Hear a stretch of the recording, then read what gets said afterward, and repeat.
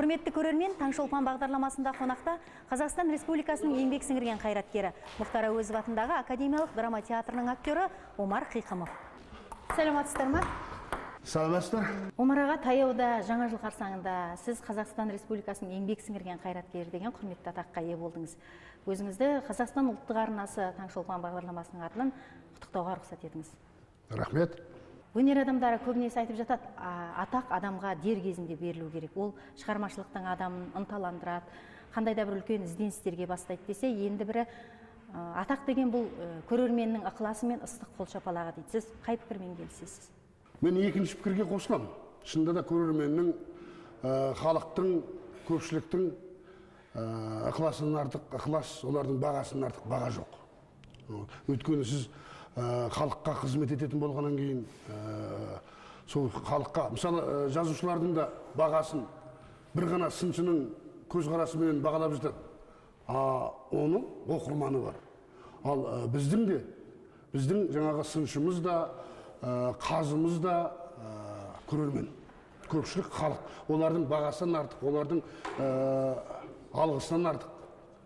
Меніңше, одан артық абырой беделі жоқ қой деймін. Сахна адамының сырт келбеті, жинақы, әдемі болу шарт деп жатады. Ертелетіп спорт залда жүр екенсіз. Жаттығу жасауға қаншалықты уақыт бола береді? Өзіңіз спорттың қай түріне әуессіз? Егер де спортпен айлансам, шұғылданам деген адамға кез келген уақытта уақыт табуға болады. Ол адамның өзінің ынтасына байланысты. Бізде сағат 11-де театрда жаңағы репетициямыз басталады, дайындықтарымыз. Ал бірақ сағат 9-дан бастап осы спорт залда келіп дайындалады. Театрда жас келеді ғой актерлар, жаңадан оқу бітіріп келеді. Олар 40 жасқа дейін міндетті түрде күнде осы жерде 1,5 сағат билейді, спорт байланысады. Ол міндет. Ал 40-тан кейін өз еркін. Өзіміз үшін келеміз, дайындаламыз. Кейде түстен кейін, мысалы, сағат 2-ден кейін 6-ға дейін уақытымыз бар. Сол кезде дайындаламыз. Енді көбінесе уақыт бола бермейді. Неге десеңіз, бізде съемка бар, кино, жаңағы дубляж бар деген сияқты түрлі басқадан да. Бірақ меніңше әр адамның өзіне, оның үстіне актерларға бұл міндет. Бала кезімнен, есімді білгеннен волейболмен айналыстым. Волейбол ойнадым, жақсы, кәдімгідей үлкен ауданның жаңағы намысын қорғайтындай дәрежеге дейін жеттім. Кейінірек армия қатарында, оның алдында аздап жаңағы бокстың қолғабында кидік. Сосын мен өте бір сүйіп ойнаған ойыным ауылда шаңғы болды, шаңғы тебу. Мынау Азияда ойындар өткен кезде аса бұрын енді көп мән бере бермейді екенбіз. Мен осы өзімізде өткен кезде қатты ынтықтым да десем болады, өкіндім де. Өкінген себебім өкінішім. Шіркін-ай дедім, сол кездерде біздің ауылдың балаларын дайындайтын, жаңағы қолға алса мықты шаңғышылар шыққанда екен ғой біздің. Өткені мен таулы жердің боласың. Жазира, мына айттым ғой, мен теннисті кейін үйрендім деп. Сол кейін сүйегім қатып, кішкене буыным бекіп қалғанда үйренген өнерімді қалай екен нәтижесін байқайсың ба? Оның үстіне Жұмағалидың да денесі суық болды, екеуміз әңгімеге айландырып. Ал, көрейік.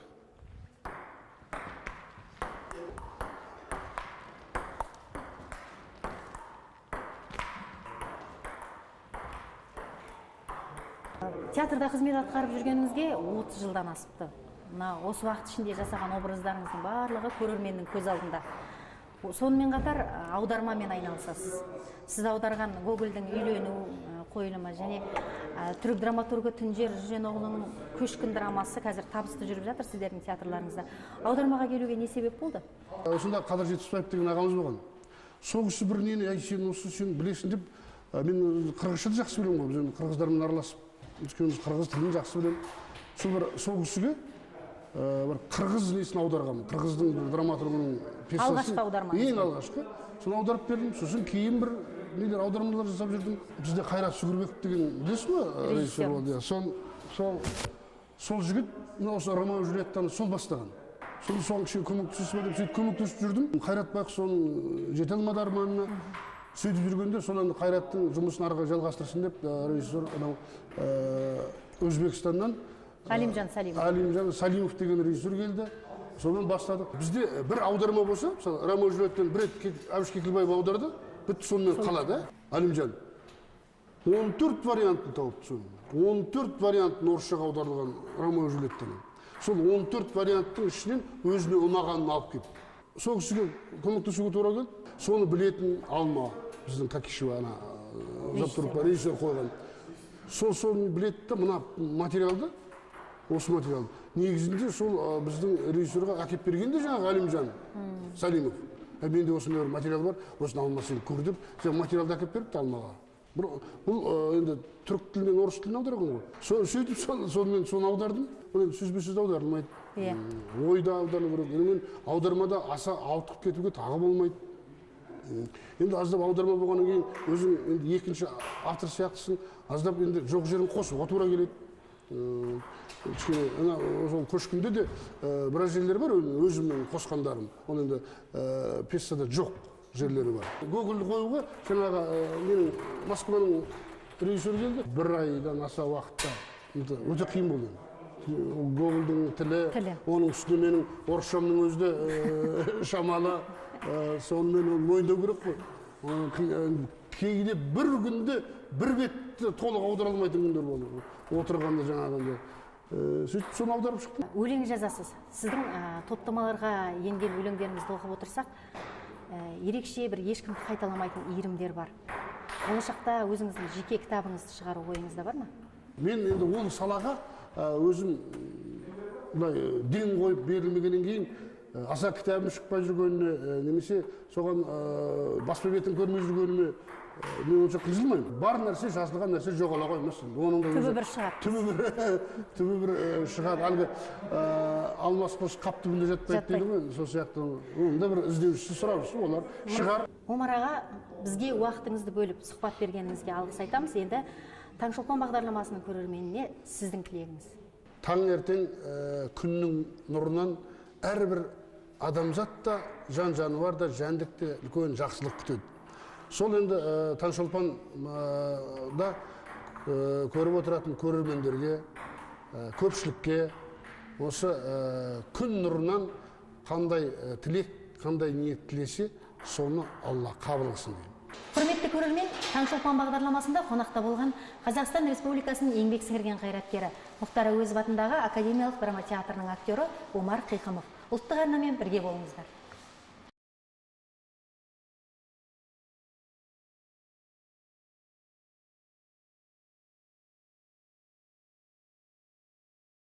Құрметті көрермендер, Таңшолпан бағдарламасында қонақта Сезам Қуыршақ театры директорының орынбасары актер Жангелді Сейітқұлұлы. Жангелді мырза, жаңа жыл мерекесі құтты болсын. Сіз үшін бұл мерекенің орны қандай? Біз үшін бұл енді бір рет жаңа жылда біз балаларға арнап жаңа жылға арналған қойылымдарды қоямыз. Балалар мысалы бәрі үйреніп қалды. Осы жаңа жылда тек қана осы Сезам театры қойылымдарды қояды, сондықтан бізге асыға келеді, асыға күтеді. Сол үшін сізге маңызды мерекесі. Иә. Биыл сіздердің өнер ұжымы тұңғыш рет қазақ тілінде балаларға қойылым ұсынды. Көрермендер қалай қабылдап жатыр? Жалпы бұдан кейін де қазақша қойылымдар бола ма? Осы биыл мінекей Сезам театры 15 жылға толып отыр. Сондықтан да алғашқы рет мына қазақ тілінде Белоснежка и 7 гномов деген атты қойылымды, мюзиклді балаларға арнап біз осы Әуезов театрында қойып отырмыз. Сондықтан да бұл үлкен қойылым. Көрермен жақсы қабылдап жатыр. Бірақ та бір феномен мен сізге айтайын. Мына қазақша біз 3 спектакль қойып отырмыз. Тағы да жаңа жылдан кейін тағы да қоямыз. Бір-екі қойылым кетеді қазақ тілінде. Бірақ та қаншама бәрі айтып жатыр, ойбай, қазақша жоқ, қазақша жоқ. Қазақша қойдық. Оның әндерінде аударып, студияда бәрін жазып, бүкіл костюмдерін тігіп, сол қазақша вариантын қазір ұсынып отырмыз да көрермендерге. Ал көрермендер келіп жатқан адамдар аз. Өзіңіз бала кезіңізде шырша мерекесіне қалай дайындалатын едіңіз? Алғашқы жаңа жылдық костюміңіз есіңізде ме? Алғашқы, иә, есімде.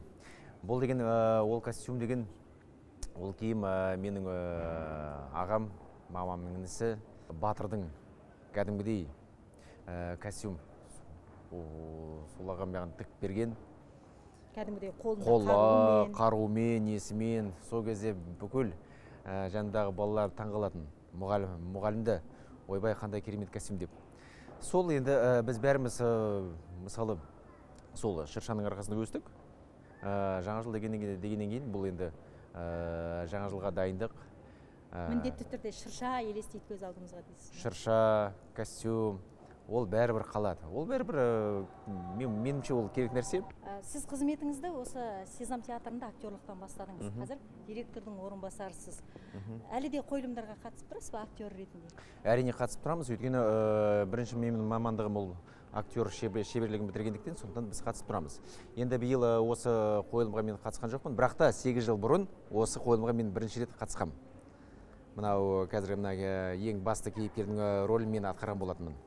Сіздер жыл сайын балалармен тек жаңа жыл мерекесі қарсаңында ғана жүздесесіздер, ал бұдан кейін болашақта мереке күндері, болмаса оқушылардың демалысы кезінде балаларға қойылым көрсету жоспарларыңызда бар ма? Бізде Сезам театрының өз мысалы несі жоқ, театр жоқ, ғимараты жоқ. Сол себептен біз мысалы қоя алмаймыз. Көктемгі қойылымдарды, жазғы қойылымдарды балаларға, күзгі қойылымдарды. Бізге тек қана осы жаңа жылдың мезгілін беріп отыр бізге. Сол бір айдың ішінде осыны пайдалануға біздің мүмкіндігіміз бар. Сезам театрының бір ерекшелігі, бізде көп жанрлы театр болғандықтан біз қуыршақ театры дейміз, бірақ та қуыршақ театры дегеніміз бұның ішінде драманың актерлары, балеттің опера және балет театрының артистері, цирк жанрының артистері. Сондықтан біз көп жанрлы дейміз де, солар қатысады ылғида. Сондықтан да көрермендерге ылғида қызықты, әрқашанда олар біз мысалы сол әр актерларды жинағандықтан біздің спектакльдеріміз өте көп жанрлы болғандықтан да өте қызықты болып көрінеді балаларға. Балаларға сол керек. Таңшолпан бағдарламасына уақыт бөліп сұхбат бергеніңізге алғыс айтамыз. Енді көрермендерімізге жаңа жылдық тілегіңізді жолдасаңыз. Таңшолпан көрермендеріне осы жаңа жылда тек қана жаңа бақыт, денсаулық, орындалмаған мақсаттар осы келесі жылда орындала берсін. Құрметті көрермен, Таңшолпан бағдарламасында қонақта болған Сезам қуыршақ театры директорының орынбасары актер Жангелді Сейітқұлұлы.